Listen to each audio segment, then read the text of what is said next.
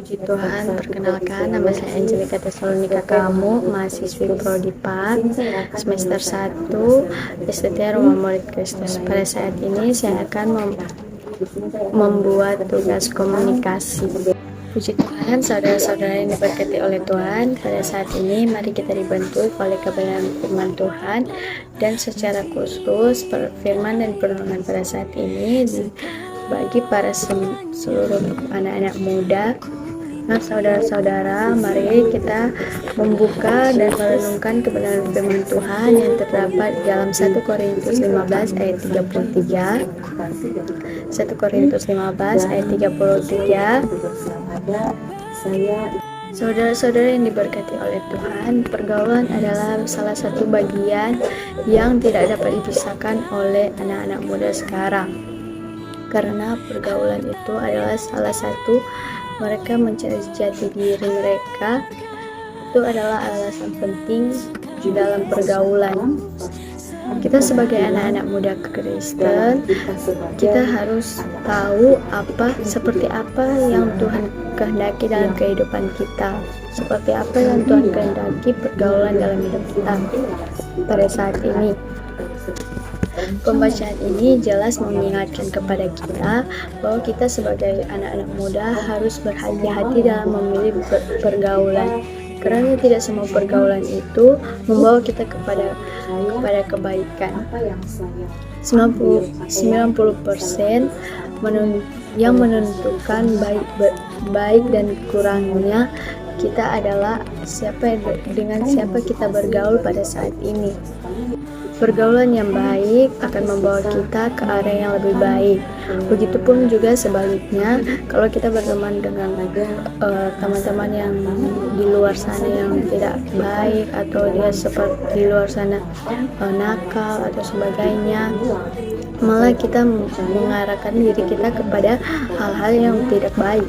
Jika kita bergaul dengan orang-orang yang bisa menjerumuskan kita kepada pergaulan yang tidak baik, maka kita dan perilaku kita akan seperti dengan mereka. Contoh saja gambar yang saat ini, di mana pergaulan yang tidak baik atau yang teman-teman kita yang bisa menjerumuskan kita ke dalam hal-hal yang tidak baik dalam kehidupan kita.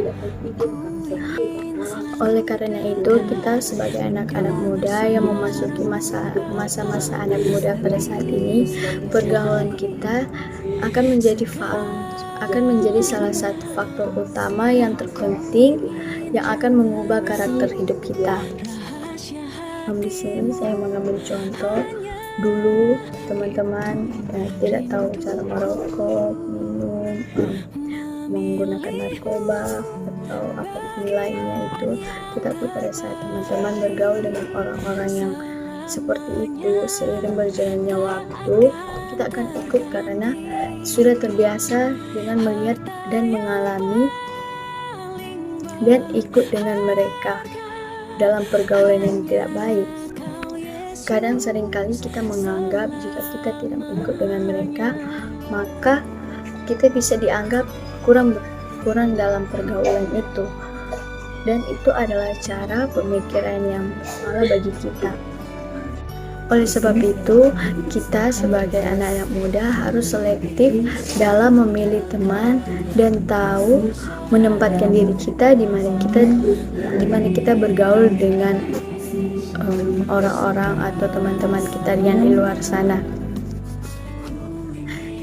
Hindarilah pergaulan yang dapat membawa kita kepada pergaulan yang sesat.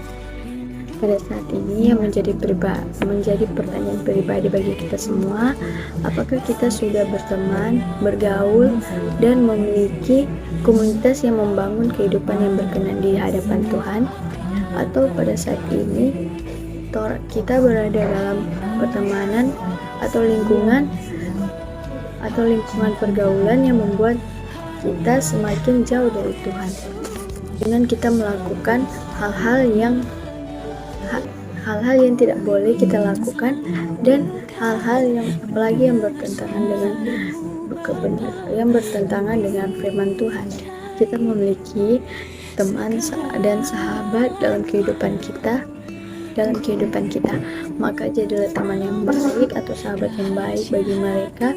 Jangan kita menjerumuskan mereka ke dalam perilaku yang buruk, karena kita tidak dapat disebut sahabat jika kita menjerumuskan atau membawa mereka kepada hal-hal yang buruk.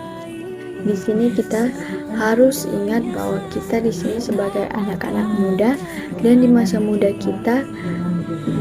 ini pergunakanlah waktu yang ada dengan sebaik-baiknya, karena masa muda kita hanya sekali dan tidak bisa diulang kembali. Maka dari ini saya memberikan sebuah penjelasan bahwa kita sebagai anak-anak muda, kita harus tetap bertekun kepada Tuhan dan menjauhkan diri dari pergaulan yang tidak baik, yang bertentangan dengan kebenaran firman Tuhan.